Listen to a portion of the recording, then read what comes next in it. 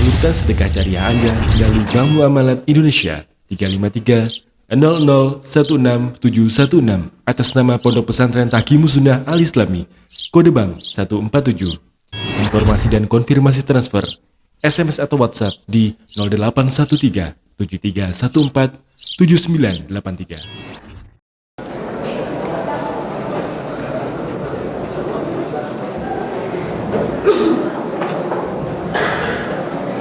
Assalamualaikum warahmatullahi wabarakatuh.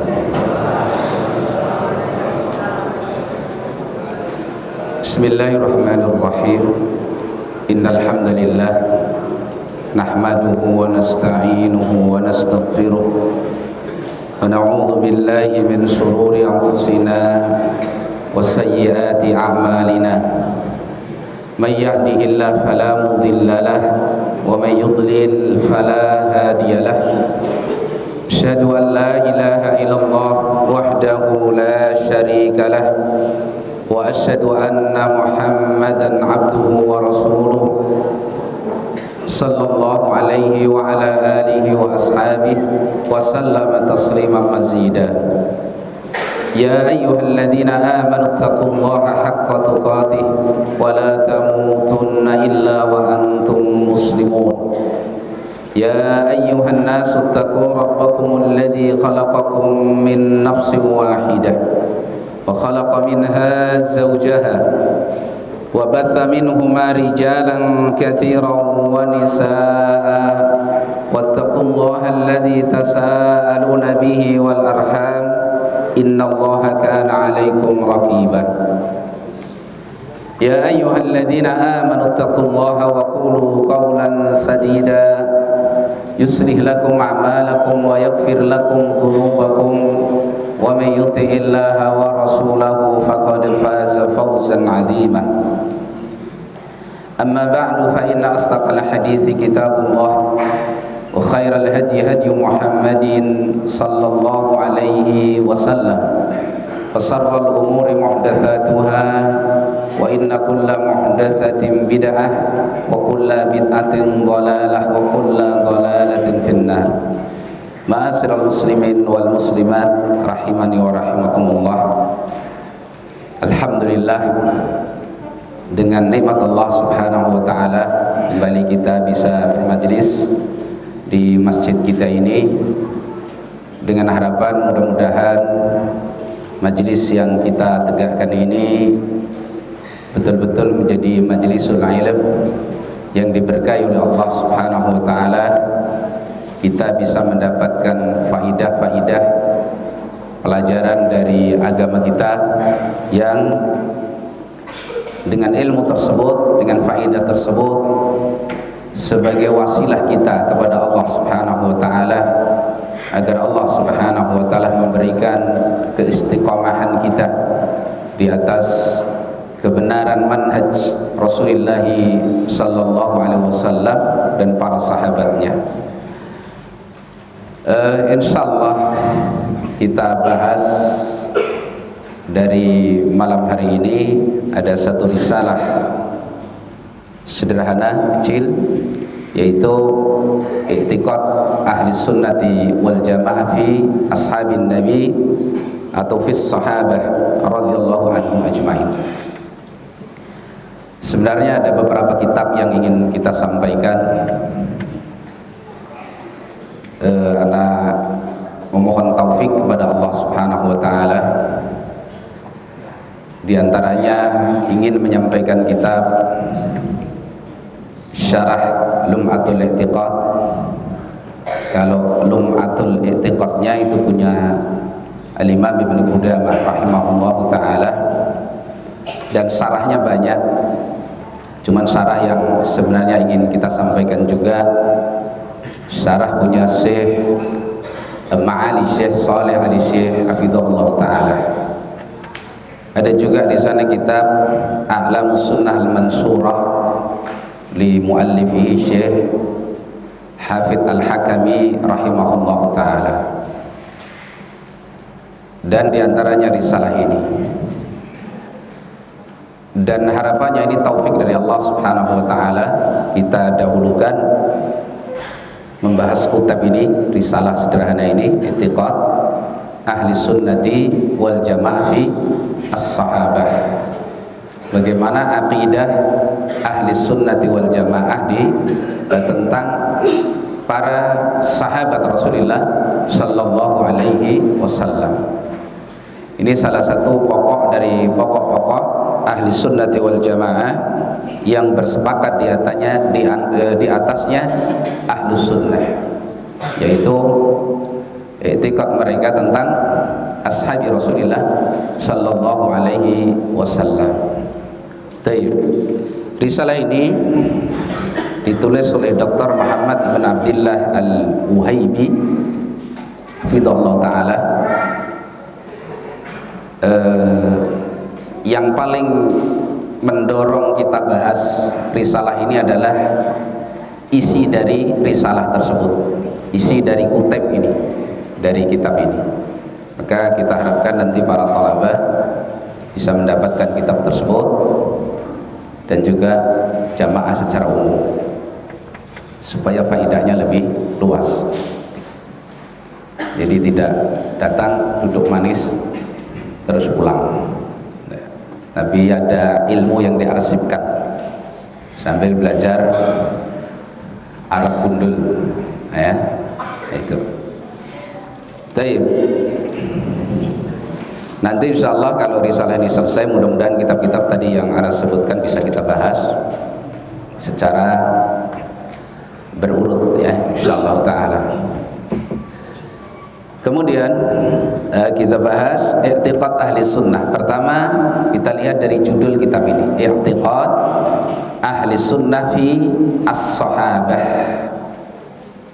I'tiqad itu dengan wazan ifti'al, i'taqada, artinya ishtadda wa saluba.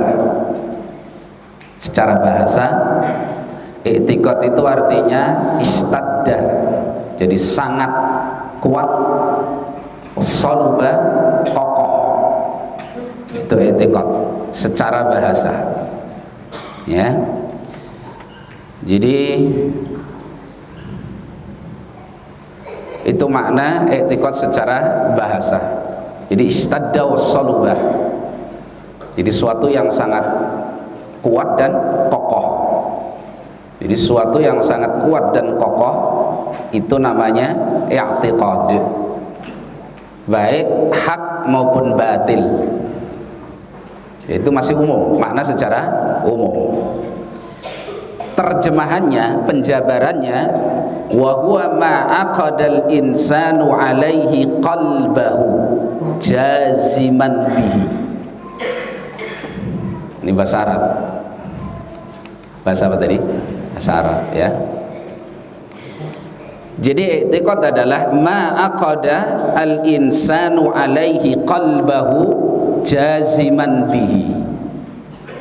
Sesuatu yang manusia itu mengikat secara kuat atas sesuatu tadi hatinya, jaziman bihi, secara pasti. Nah, itu i'tiqad. Jadi sesuatu yang manusia ikat hatinya pada sesuatu tadi secara kokoh dan kuat, berarti sesuatu itu adalah i'tiqadiyah. Bahasa kita keyakinannya, akidahnya. Ya, akidah adalah sesuatu yang seseorang mengikat hatinya kepada sesuatu itu secara kuat dan kokoh. Itu baru disebut i'tiqad. Barangnya ibaratnya namanya akidah. Maka akidah, i'tiqad sama. I'tiqad masdar, ya. Akidah itu sifatnya. Jelas ya? Itu i'tiqad. Kemudian kan judul kitab kita i'tiqad ahli sunnah. I'tiqad sudah kita bahas. I'tiqad adalah sesuatu yang manusia mengikat kuat hatinya padanya. Itu namanya i'tiqad, baik hak maupun batil. Suatu yang akidahnya batil, ya terikat secara kuat dengan kebatilan tadi, susah dilepas. Demikian juga kalau i'tiqad itu hak, benar. Makanya i'tiqad itu menentukan. Kalau sampai batil, maka buahnya semuanya akan batil. Ya. Ini pentingnya meluruskan masalah apa? I'tiqad. Sekarang kalimat kedua, ahlis sunnah. I'tiqad sudah, ahlis sunnah. Siapa itu ahlus sunnah? Saya nukilkan dari beberapa ulama kita. Pertama, ini yang mencakup aja yang kita nukil. Pertama, ahli sunnah dalam ta'rif al-Imam Ibnu Hazm rahimahullahu ta'ala. Siapa ahli sunnah itu? Al-Imam Ibnu Hazm rahimahullahu ta'ala beliau mengatakan, wa ahlus sunnati alladzina nadhkuruhum ahlal haqqi wa man adahum fa ahlul bidai. Kata beliau Al-Imam Ibnu Hazm, saya bacakan dulu ta'rif beliau secara utuh, nanti kita terjemahkan. Beliau mengatakan ahlus sunnah alladzina nadhkuruhum ahlal haqq wa man adahum fa ahlul bidai fa innahumus sahabatu radhiyallahu anhum ajma'in wa kullu man salaka nahjahum min khiyarit tabi'in rahmatullahi alaihim summa ashabul hadis wa man tabi'ahum minal fuqaha jilan fajilan ila yaumina hadha. Itu ahlus sunnah. Kata beliau, ahlus sunnah, orang-orang yang kita sebut sebagai ahlul haq, yaitu orang-orang yang berada di atas kebenaran, dan selain mereka kita sebut sebagai ahlul bidah. Jadi kebalikan dari ahli sunnah, ahlul bidah, ahlul bidah. Maka mereka adalah satu, para ashabi Rasulullah sallallahu alaihi wasallam radhiyallahu anhum ajmain. Jadi nggak bisa dipisah. Ahli sunnah pertama adalah sahabat, ashabi Rasulullah sallallahu alaihi wasallam.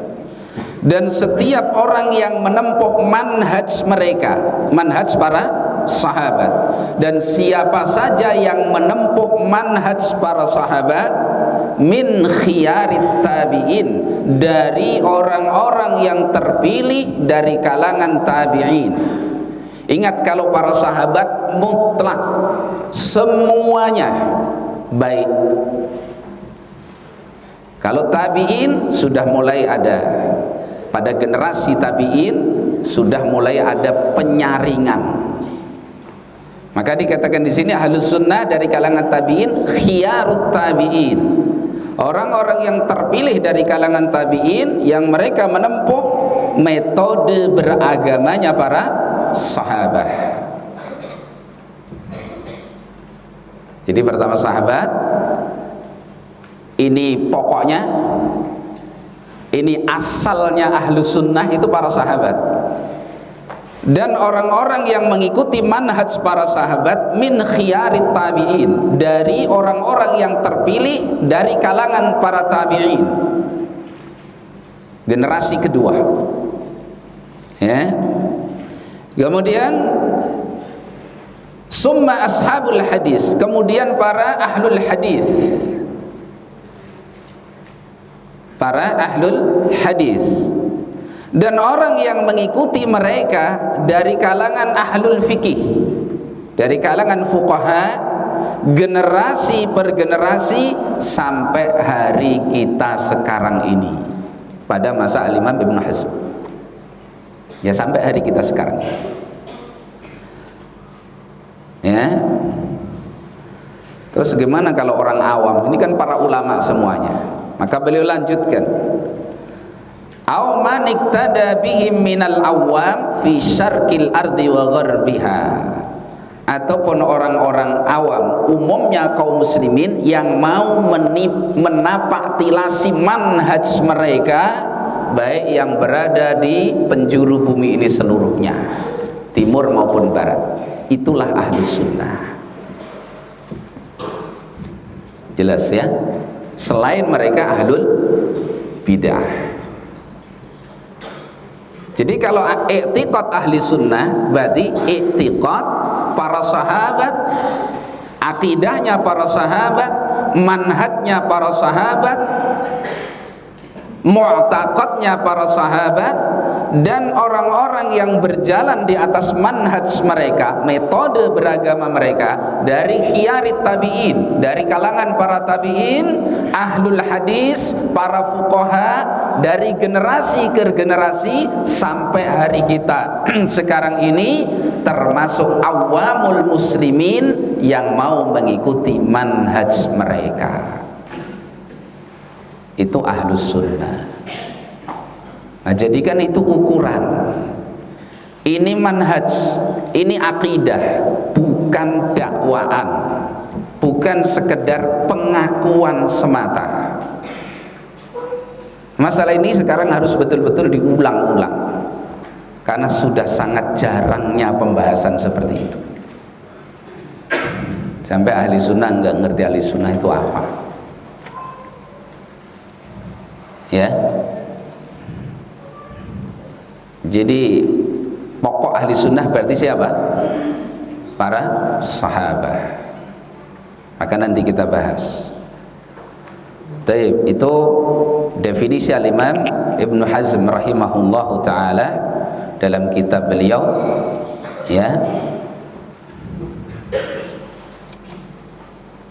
di kitab Al-Fasl fil Milal. Beliau menyebutkan definisi ahli sunnah seperti itu.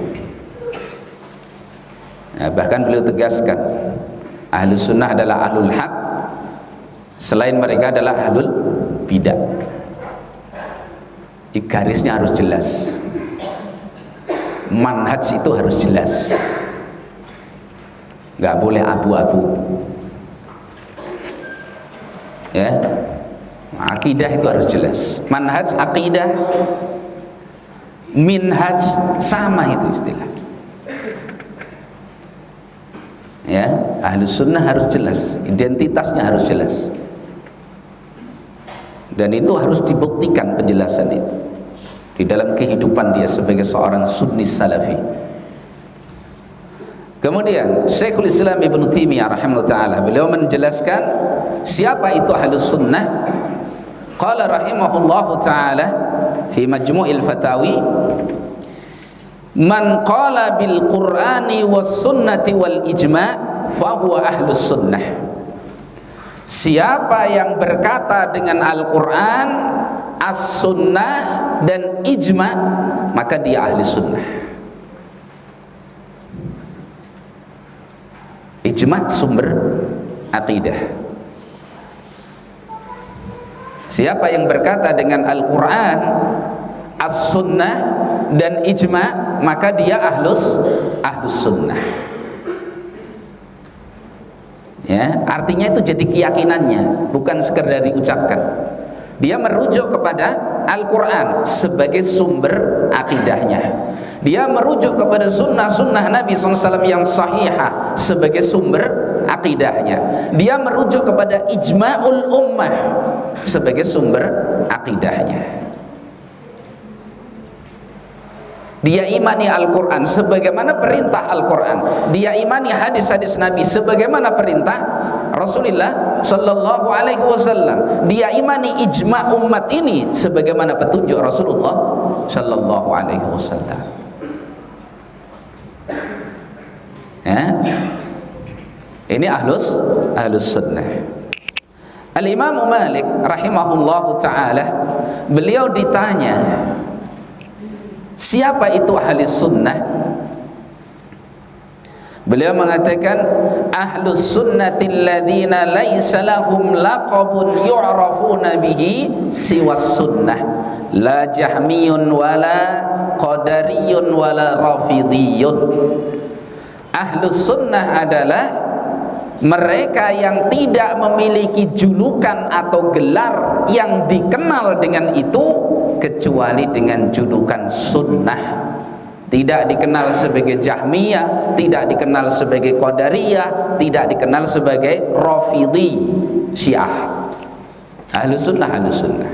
Ini perlunya tamayus, perlunya pembeda, perlu bingkai. Ahli sunnah jelas, ma'ruf, dikenal, nggak samar. Makanya punya manhaj jangan samar-samar, nggak jelas, jangan, harus jelas. Ya, nah, kemudian yang terakhir dalam definisi Ahlus Sunnah, Al-Imam Abu Bakar Ibn Ayyash, yang ini sering sekali kita sampaikan kepada para talabah. Al-Imam Abu Bakar Ibn Ayyash rahimahullahu ta'ala, beliau pernah ditanya, manis sunni, siapa itu sunni salafi, siapa itu as-sunnis salafi, ahlus sunnah itu siapa? Beliau mengatakan, alladzi idza dzukiratil ahwa lam yaqdhab li syai'in minha, wa fi riwayatin lam yata'assab li syai'in minha. Sunni salafi, ahlus sunnah itu seorang yang kalau disebutkan, diingatkan hawa nafsu, tidak marah terhadap salah satu dari hawa nafsu tadi dan tidak ta'assub terhadapnya. Jadi kalau dikatakan ada peringatan, ada tahdzir tentang ahlil bidah, tentang hawa nafsu, dia gembira kalau itu ahli sunnah, bukan malah jengkel, bukan malah marah, bukan malah tersinggung. Kenapa? Dia bukan dari bagian dari hawa nafsu tersebut.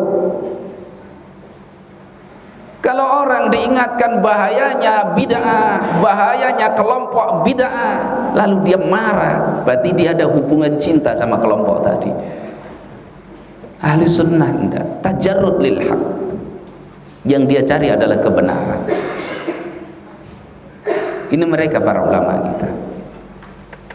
Kalau disebutkan ahlil bidah, kemudian umat diberikan peringatan tentang bahaya ahlil bidah tadi, misalkan ini murji'ah, ini khawarij, atau mu'tazilah, atau sufiyah, atau yang lainnya, kok tersinggung, berarti dia punya hubungan apa? Rahasia dengan kelompok-kelompok tersebut. Ahli sunnah enggak tersinggung, malah gembira dengan adanya tahdzir terhadap bahaya yang akan menimpa kaum muslimin, dirinya dan kaum muslimin harus diingatkan. Hati-hati, jangan misalkan ya mengambil ilmu dari kitab fulan misalkan, karena fulan ini punya pemikiran bid'ah, dia punya pemikiran murji'ah, dia punya pemikiran khawarij, dia punya pemikiran mu'tazilah. Selama peringatan tadi keluar dari seorang yang adil, yang berilmu, yang betul-betul mengenal apa yang dia tahdzir manusia darinya, maka gembira kita. Ahli sunnah senang, enggak tersinggung. Nah, itu ahli sunnah. Kenapa? Yang dia cari adalah kebenaran. Tajarrud lil haq. Jangan marah. Kalau marah berarti antum minhum, bagian darinya. Kecuali tahdzir yang gak ilmiah, tahdzir yang membabi buta. Namanya sudah membabi buta. Nggak buta aja babi itu nggak bisa belok, apalagi buta. Susah itu. Kan ada tahdzir yang memang ilmiah, dibangun di atas ilmu dengan rasa takut kepada Allah, punya tanggung jawab menjaga saudaranya sesama muslim. Ada tahdzir yang hanya merupakan pelampiasan kejengkelan dan hasad. Nah, itu harus kita bedakan. Ya? Nah, itu ahli sunnah. Lalu apa itu berarti i'tiqad ahli sunnati wal jamaah? Berarti i'tiqad ahli sunnati wal jamaah adalah usulu al-aqidatil islamiyah allati ja'at bihi an-nabiyyu ja'a biha an-nabiyyu sallallahu alaihi wa alihi wasallam wallati 'alaiha ashabuhu radhiyallahu anhum ajma'in wal a'immah. Berarti i'tiqad ahli sunnati wal jamaah adalah pokok-pokok akidah Islam yang datang dengannya Rasulullah sallallahu alaihi wasallam dan yang berada di atasnya para sahabat dan para imam kaum muslimin sampai hari ini. Itu akidah ahli sunnah. Usul ya, pokok-pokok, usulul i'tiqad, pokok-pokok akidah Islamiyah yang datang dengannya Rasul sallallahu alaihi wasallam yang berada di atasnya para sahabat dan para a'immah setelahnya sampai hari kita sekarang ini. Itulah i'tiqad ahli sunnati wal jamaah.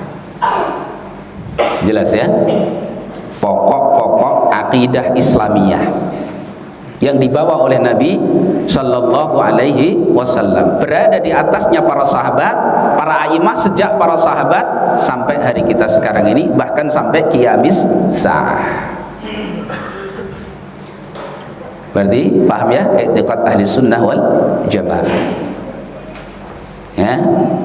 Taib. Setelah kita pahami itu yang dimaksud i'tiqad ahli sunnah, setelah kita pahami, maka berikutnya yang harus kita pahami, ahli sunnah wal jamaah tidak pernah berselisih dalam pokok-pokok akidah. Ditanamkan di sini, ahli sunnah wal jamaah tidak ada perselisihan dalam pokok-pokok akidah. Nggak ada, sedikit pun nggak ada. Ijma, sepakat, tidak ada satupun permasalahan pokok akidah yang ahli sunnah berselisih.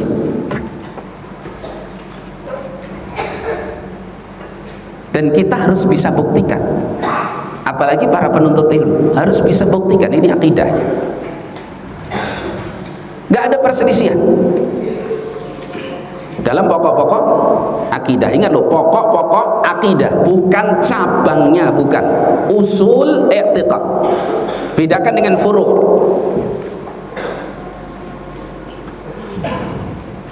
Furu' bisa jadi seperti furu' misalkan masalah asur, sangkakala. Nggak ada perselisihan ahli sunnah. Ahli sunnah sepakat sangkakala itu ada, trompet yang nanti ditiup Israfil itu ada. Nggak ada perselisihan. Perselisihan ahli sunnah dalam furu'nya, berapa kali tiupannya, itu aja.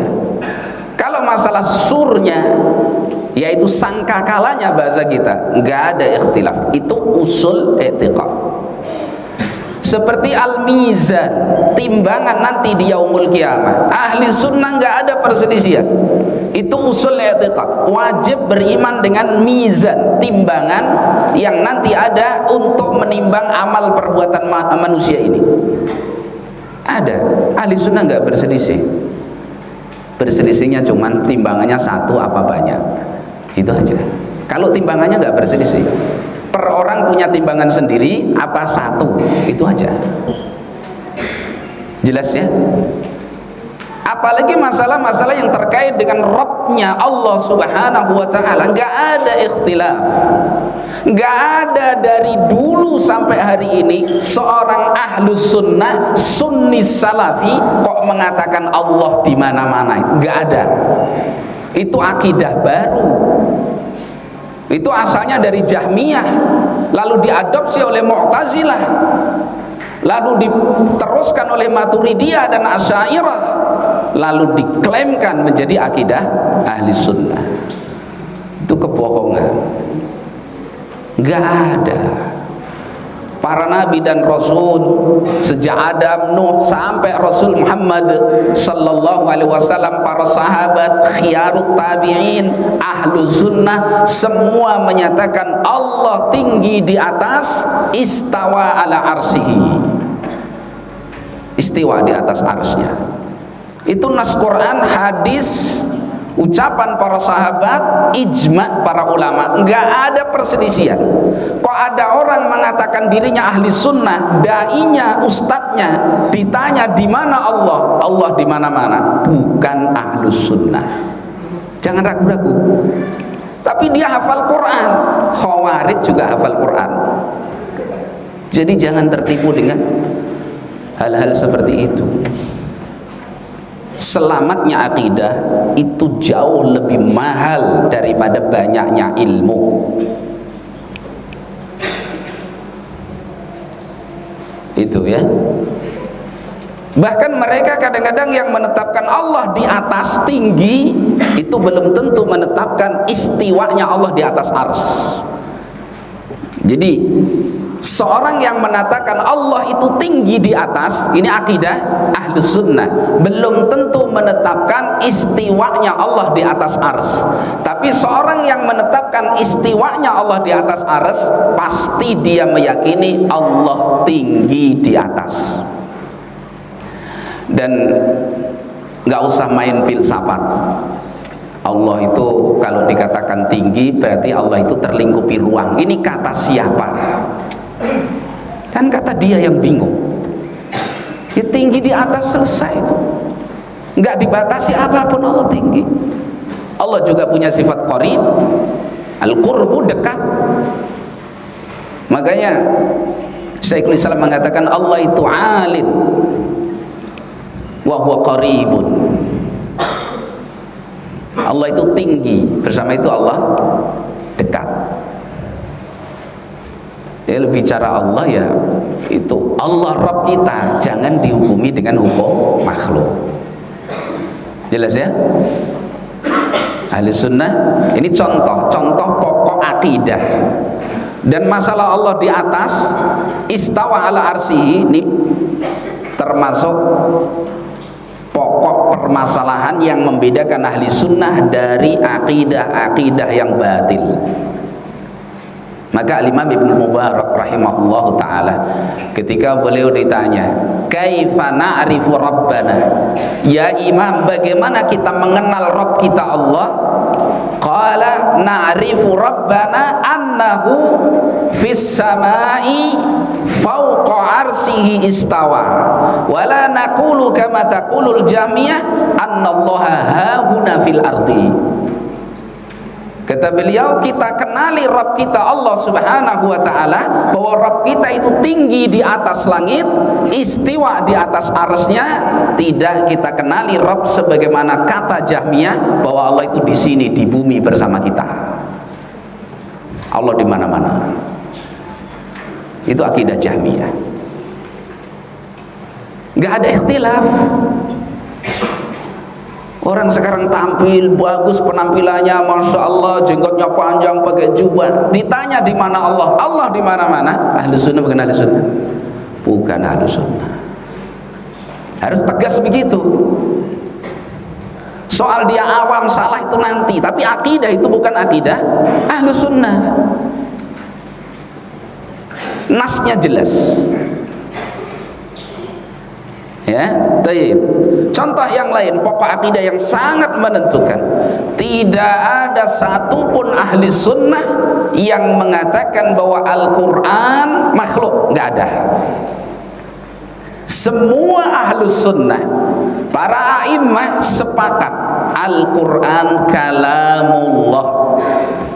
Al-Quran itu adalah ucapan Allah, bi harfihi, dengan hurufnya, au bi hurufihi, dengan huruf-hurufnya, wa kalimatihi, dan kalimat-kalimatnya, wa ma'anihi, dan makna-maknanya. Itu akidah ahli sunnah. Nggak pernah ada perselisihan sampai hari ini. Ada di sini yang mengatakan Al-Quran makhluk. Harus taubat. kalau nggak dicambuk supaya taubat. Nah, ini akidah yang nggak berselisih. Kalau ada kelompok ahli bidah yang mengatakan Allah punya sifat kalam, perhatikan kayak tadi, orang yang mengatakan Allah itu tinggi belum tentu menetapkan sifat istiwa ala arsy. Sebagaimana orang mengatakan Allah punya sifat kalam belum tentu mengatakan Al-Quran itu kalamullah. Asy'ariyah mengatakan Allah punya sifat kalam tapi Al-Quran makhluk. Aneh kan begitu. Kenapa? Setelah dicek ke depan ternyata Asy'ariyah mengatakan kalamullah itu ma fi nafsillah, ma'ani fi nafsillah, makna yang ada pada dirinya Allah itu kalamullah. Jadi nggak ada suara, nggak ada huruf, nggak ada kata, nggak ada kalimat. Kalau sudah jadi suara, jadi huruf, jadi kata, jadi kalimat, itu ungkapan kalamullah makhluk. Maka Al-Quran menurut Asy'ariyah makhluk. Ahlus sunnah Al-Quran kalamullah, nggak ada perselisihan. Allah bicara, nggak ada suaranya, nggak ada hurufnya, nggak ada katanya, nggak ada kalimatnya. Itu kalau manusia bisu namanya. Iya benar. Lah ngomong nggak ada katanya, nggak ada suaranya, itu bukan ngomong namanya. Lah apa mungkin kita sifati untuk Allah itu sifat sejelek itu? Karena takut menyamakan Allah dengan makhluk. Ketakutan menyamakan dengan Allah dengan makhluk itu niat bagus, tapi caranya salah. Karena satu rumus, kalau kita ini membuang sifat Allah atau merubah makna satu saja sifat Allah karena takut sama dengan makhluk, berarti harus dibuang semua sifat Allah dan dirubah maknanya. Mau sifat apa coba? Allah punya tangan, oh takut nanti sama dengan manusia, berarti tangannya Allah harus dirubah maknanya, berarti harus merubah yang lain. Apa sifat Allah yang gak sama dengan sifat manusia? Allah punya wajah enggak? Punya. Antum? Punya, harus dirubah. Allah punya ilmu, antum? Punya ilmu, harus dirubah. Allah mendengar apa tidak? Mendengar. Antum? Dengar nggak ini? Dengar, harus dirubah. Allah wujud nggak? Wujud. Antum? Wujud, harus dirubah. Akhirnya Allah nggak ada. Maka yang paling selamat, bukan paling satu-satunya yang selamat, ya akidah ahlus sunnah. Cuman difahami apa enggak, itu loh masalahnya. Punya akidah seindah itu dipelajari apa tidak? Jelas ya, contoh itu untuk menegaskan bahwa ahlus sunnah tidak pernah berselisih dalam pokok-pokok akidah. Nggak ada datang dai, doktor misalkan, hafal hadis, katanya lulusan entah kemana-mana, tapi akidahnya Allah di mana-mana. Allah nggak boleh ditunjuk dengan di atas, nanti sama dengan lampu katanya. Dia kok mikir lampu, bicara Allah. Ya? Atau mengatakan bahwa Al-Quran itu makhluk, itu bukan ahli sunnah, ini dai sesat, harus ditinggalkan. Meskipun julukannya dai 1 juta umat atau 1 miliar umat, silahkan. Orang yang dibesar-besarkan itu menunjukkan nggak ada isinya, kan gitu. Yang butuh lakop itu orang-orang yang kerdil. Kalau orang besar nggak butuh lakop. Nah, ini masalah akidah ya. Kita nggak bisa tawar menawar di sini. Ya, diyakini. Kita punya akidah seindah ini, difahami. Jangan ditinggal dan dicuekin aja. Sebagaimana ayat Allah Subhanahu wa taala dalam masalah uluhiyah. Allah Subhanahu wa taala menyatakan, "Wa ma yu'minu aktsaruhum billah illa wa hum musyrikun." Ini ayat yang Masya Allah. Allah katakan tidaklah beriman kebanyakan mereka kepada Allah. Allah katakan beriman illa wa hum musyrikun, kecuali mereka musyrik. Bagaimana mukmin musyrik? Realitanya lihat, orang yang beriman dengan rububiyah Allah, mereka ramai-ramai mempersekutukan Allah dalam ibadah. Makanya mereka paling gusar ketika ada perincian tauhid, ada rububiyah, ada uluhiyah, bingung mereka. Oh, itu bid'ah itu yang bagi Ibnu Taimiyah itu mesti begitu. Wahabi itu kan gitu. Ini akidah. Mau dibagi 10, antum mau nggak bagi, mau bagi 10, mau bagi 20, silahkan. Yang penting Allah itu punya sifat rububiyah, tetapkan Allah itu ada ilah yang hak, sembahlah Allah saja, jangan sekutukan, tetapkan nama dan sifat Allah. Selesai, antum mau bagi 200 silahkan, nggak bagi juga nggak apa-apa. Tapi kalau ayat ini mengatakan wa ma yu'minu aksaruhum billah, dalam rububiyah Allah dia beriman, Allah pencipta, Allah pemilik alam, Allah yang memberi rizki, Allah yang menghidupkan, Allah yang mematikan. Illa wahum musyrikun, bersama itu mereka berbuat syirik. Ya Syekh fulan aghisni, menyembelih korban kepada selain Allah, meminta-minta kepada penghuni kubur. Ini yang dimaksud ayat Allah Subhanahu wa ta'ala. Ada iman dalam rububiyah, tapi musyrik dia dalam uluhiyah. Dihukumi apa? Musyrik. Nah, ini akidah kita. Tidak ada perbedaan dalam masalah seperti ini. Orang ridha walhamdulillah, orang marah juga walhamdulillah ala kulli hal. Radhiya man radhi wa sahita man sahid. Ridha silahkan, marah juga alhamdulillah. Akidah masalahnya. Kalau masalah fikih oke lah kita bahas-bahas toleransi. Akidah nggak ada. Ijma ulama ini sepakat. Ini supaya ditegaskan dalam diri kita sebagai seorang yang mendakwahkan dirinya ahlus sunnah salafiyun, itu harus dipahami akidahnya. Maka harus belajar usul i'tiqad ahli sunnah. Ya, nah, udah. Tapi mungkin berarti ini dulu yang kita bahas. Soalnya nanti kita lanjutkan. Kita sudah berapa hal? Satu, makna i'tiqad. Kedua, siapa itu ahlus sunnah. Kemudian yang ketiga, i'tiqad ahli sunnati wal jamaah. Kemudian penegasan bahwa ahli sunnah dalam usulul i'tiqad tidak ada perselisihan. Dari dulu sampai hari ini ahli sunnah mengatakan Allah itu tinggi di atas istawala arsihi. Kok ada akidah baru yang menyelisih itu? Berarti ini akidahnya ahlul bid'ah.